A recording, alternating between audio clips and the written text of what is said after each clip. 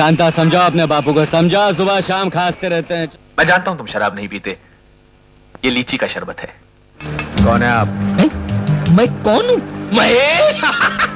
ये पुट्टे में कौन? 3 अगस्त 1990 को रिलीज हुई थी फिल्म जीवन एक संघर्ष, जिसमें अनिल कपूर के साथ माधुरी दीक्षित, राखी, अनुपम खेर, परेश रावल, मुनमुन सेन, पंकज धीर, कवलजीत सिंह, अभिनव चतुर्वेदी व मंगल ढिल्लों नजर आए थे। लेकिन रक्षाबंधन वाले दिन रिलीज ये फिल्म बॉक्स ऑफिस पर कुछ खास कमाल नहीं दिखा पाई। हालांकि फिल्म में अनिल कपूर और माधुरी दीक्षित की सुपरहिट जोड़ी थी, लेकिन कहानी कमजोर होने के चलते वह हफ्ते बाद अमिताभ बच्चन की फिल्म आज अर्जुन रिलीज होने से जीवन एक संघर्ष बॉक्स ऑफिस पर कमाल नहीं दिखा पाई। इसके अलावा आज अर्जुन के साथ उसी दिन यानी 10 अगस्त को अनिल कपूर की एक और फिल्म अंबा भी रिलीज हुई थी, लेकिन इस फिल्म का तो बॉक्स ऑफिस पर और भी बुरा हाल रहा था। जीवन एक संघर्ष को साउथ फिल्मों के जाने माने प्रोड्यूसर डी रामा नायडू ने बनाया था। वहीं कुमार गौरव और सनी देओल को डेब्यू फिल्म से ही स्टार बनाने वाले राहुल रवैल ने इसे डायरेक्ट किया था व जावेद अख्तर ने इसकी कहानी लिखी थी। इसके अलावा इस फिल्म के लिए मेकर्स की पहली पसंद भी अनिल कपूर नहीं थे, बल्कि आमिर खान थे और इसे 1988 में बनाने का ऐलान किया गया था। दरअसल आमिर तब अपने होम बैनर की फिल्म कयामत से कयामत तक से स्टार बन गए थे और उन्हें जीवन एक संघर्ष की कहानी अच्छी नहीं लगी थी, इसलिए उन्होंने मना कर दिया। अब प्रोड्यूसर डी रामा नायडू तब अनिल कपूर के साथ रखवाला टाइटल से फिल्म बना रहे थे। ऐसे में अनिल कपूर को उन्होंने जब मोटी रकम ऑफर की तो वे तुरंत करने को तैयार हो गए। बताया जाता है कि अनिल कपूर और सनी देओल के बीच तब झगड़ा चल रहा था और फिल्म इंतकाम व राम अवतार की मेकिंग के दौरान दोनों में हाथापाई की नौबत आ गई थी। इसलिए बोनी कपूर को जब यह पता चला कि अनिल कपूर ने नायडू की एक और फिल्म साइन की है, तो उन्होंने नायडू से रिक्वेस्ट की कि इस फिल्म को वे हिंदी फिल्मों के किसी डायरेक्टर से डायरेक्ट करवाएं। इसके अलावा एक और जानकारी ये भी दे दे कि फिल्म की स्क्रिप्ट भी तब डिफरेंट थी और ये पूरी तरह एक साउथ फिल्म का रीमेक होने वाली थी, लेकिन बोनी किसी तरह इसे भी बदलवाना चाहते थे। बोनी ने अनिल कपूर के साथ मिलकर सनी देओल को सबक सिखाने के लिए उनके चाहते डायरेक्टर राहुल रवैल से फिल्म को डायरेक्ट कराने का फैसला कर लिया और स्क्रिप्ट में फेरबदल कराने का काम राइटर जावेद अख्तर को दिला दिया। वैसे इससे पहले नायडू अपने साउथ के राइटर व डायरेक्टरों के साथ ही हिंदी फिल्में बनाते आ रहे थे, लेकिन जीवन एक संघर्ष को उन्होंने मुंबई के राइटर व डायरेक्टर के साथ बनाया था और ये पहली बार था जब उन्होंने ऐसा किया।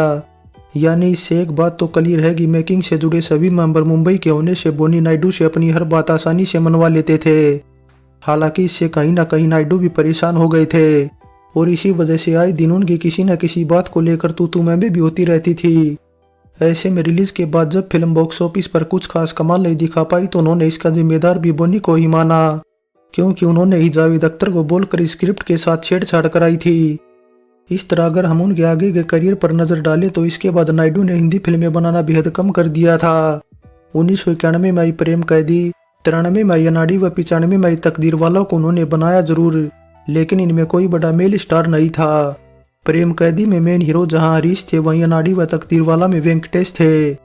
वैसे जीवन एक संघर्ष के रिलीज के बाद नायडू ने जिस तरह बोनी कपूर पर आरोप लगाए थे उससे कहीं ना कहीं अनिल कपूर भी नाराज हो गए थे और इसी वजह से कुछ सीन में डबिंग आर्टिस्ट द्वारा उनकी आवाज को डब कराया गया था। हालांकि हो सकता है कि अनिल कपूर तब दूसरी फिल्मों में बिजी हों, इस वजह से वे डबिंग नहीं कर पाए। लेकिन मीडिया में तो कुछ इसी तरह की खबरें हैं कि अनिल कपूर और नायडू के बीच तब तकरार थी। वैसे ये फिल्मी दुनिया पैसों की भाषा समझती है, पैसा फेंक तमाशा देख, क्योंकि इसके बाद नायडू की कमबैक हिंदी फिल्म हम आपके दिल में रहते हैं में अनिल कपूर ही मेन हीरो थे। बताया जाता है कि डायरेक्टर राहुल रवैल इस फिल्म का टाइटल पहले संघर्ष रखना चाहते थे। संघर्ष इसलिए क्योंकि इसी टाइटल से उनके पिता हरनाम सिंह रवैल ने दिलीप कुमार, संजीव कुमार, बलराज साहनी व वैजंतीमाला के साथ इसी टाइटल से 1968 में एक फिल्म बनाई थी। लेकिन प्रोडक्शन कंपनी राहुल थिएटर ने आगे चलकर इस टाइटल के राइट्स मुकेश भट्ट को दे दिए, जिस वजह से राहुल को टाइटल बदलकर जीवन एक संघर्ष करना पड़ा। वैसे मुकेश भट्ट ने इसके बाद अपने प्रोडक्शन बैनर विशेष फिल्म्स के अंडर अक्षय कुमार संग 1999 में संघर्ष टाइटल से फिल्म बनाई थी, लेकिन इससे पहले भी उन्होंने संघर्ष टाइटल से एक फिल्म बनाने का ऐलान किया था, जिसमें अजय देवगन व पूजा भट्ट नजर आने वाले थे और फिल्म का डायरेक्शन महेश भट्ट करने वाले थे। मगर कुछ वजहों से ये फिल्म ठंडे बस्ते में चली गई थी। प्रोड्यूसर डी रामा नायडू ने अपने एक इंटरव्यू में जीवन एक संघर्ष को लेकर बताया कि इसकी कहानी नॉर्थ इंडियन ऑडियंस के मुताबिक न होने से ही अच्छा प्रदर्शन नहीं कर पाई। इसी तरह अनिल कपूर ने कहा कि इस फिल्म की कोई आत्मा नहीं थी और उन्हें पहले से पता था कि फिल्म बॉक्स ऑफिस पर ज्यादा सफल नहीं हो पाएगी, क्योंकि एक तरह से ये साउथ फिल्म का रीमेक थी। हालांकि राइटर जावेद अख्तर ने इसमें कई बदलाव किए थे, मगर उन्हें ज्यादा बदलाव करने चाहिए थे, क्योंकि इस तरह की फिल्में साउथ में चल जाती है लेकिन हिंदी बेल्ट में इन्हें नकार दिया जाता है। लेट 80s में आई फिल्म तेजाब व राम लखन जैसी बेहद कामयाब फिल्मों के जरिए अनिल कपूर और माधुरी दीक्षित की जोड़ी बॉलीवुड में हिट जोड़ी के रूप में उभरी थी, इसलिए मेकर्स भी इन्हें लेकर फिल्म बनाने के लिए लाइन में खड़े थे। 1990 में अनिल कपूर और माधुरी दीक्षित की जोड़ी की कुल 3 फिल्में रिलीज हुई थी, जिसमें जीवन एक संघर्ष के अलावा जमाई राजा और किशन कन्हैया थी। इसके अलावा दोनों ने कई और फिल्में भी साइन कर रखी थी। ऐसे में कहा जाता है कि अनिल कपूर और माधुरी दीक्षित के बीच काफी अच्छी दोस्ती हो गई थी। दोनों शूटिंग के बाद भी एक साथ सेट पर खूब समय बिताया करते थे। बस ऐसे में देखते ही देखते दोनों के अफेयर की अफवाह लोगों के बीच उड़ने लगी। हालांकि अनिल और माधुरी दोनों इस बात से अनजान थे। अरे बाबा ये क्या हो गया, आंखें जागी तन सो गया। वैसे बता दे, जीवन एक संघर्ष में माधुरी दीक्षित का रोल ज्यादा बड़ा नहीं था, लेकिन माधुरी ने कहा कि ये एक बड़ा प्रोजेक्ट था और अपने करियर को आगे बढ़ाने के लिए उनके लिए ऐसी फिल्में करना बेहद जरूरी है। मुझे देखो, आज मैं ब्यूटी क्वीन हूँ, मिस एशिया हूँ। जीवन एक संघर्ष में संगीत दिया लक्ष्मीकांत प्यारेलाल ने, वह गाने लिखने का काम किया जावेद अख्तर ने, जिनके लिखे 6 गाने रखे गए थे ऑडियो एल्बम में।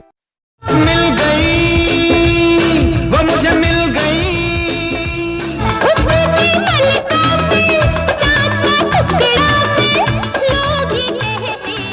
बता दे, जीवन एक संघर्ष का audio album music label company HMV के अंडर रिलीज किया गया था।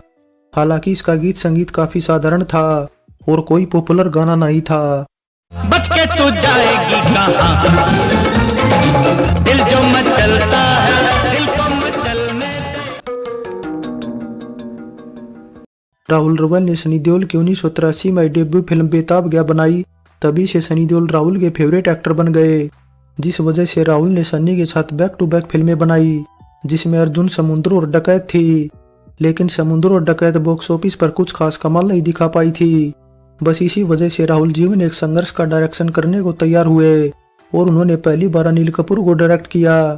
हालांकि ये इकलौती फिल्म रह गई जिसमें उन्होंने अनिल कपूर को डायरेक्ट किया था। वैसे जीवन एक संघर्ष ऐसी फिल्म थी जिसमें राहुल रवल ने बतौर एक्टर भी एक छोटा सा रोल निभाया था, और इस सीन में आप देख सकते हैं कि उनके साथ प्रोड्यूसर नायडू और राइटर जावेद अख्तर भी हैं। हालांकि एक्टिंग करने का जो कीड़ा राहुल के अंदर बिलबिला रहा था उसे उन्होंने शांत किया था 2005 में, जब वे सनी देओल के साथ जो बोले सो नियाल फिल्म में फतेह के रोल में नजर आए थे। फाइनली फिल्म जीवन एक संघर्ष में एक काफी पुरानी कहानी को दिखाया गया है, जिसमें अनिल कपूर अपनी फैमिली से अलग हो जाते हैं। इसलिए न केवल फिल्म की कहानी कमजोर थी, बल्कि राहुल रवल का डायरेक्शन व जावेद अख्तर का स्क्रीन प्ले भी कमजोर था, और साथ ही बेहद कमजोर था गीत संगीत व कैमरामैन का काम। बस इन्हीं कुछ वजहों से रिलीज के बाद एक दूसरे पर आरोप लगाए जा रहे थे। सो जीवन एक संघर्ष पर हमारी ये पेशकश कैसी लगी नीचे कमेंट कर बताएं। अच्छी लगी है तो लाइक करें और चैनल को सब्सक्राइब करें। सो चलते हैं, फिर मिलेंगे एक और नई वीडियो के साथ।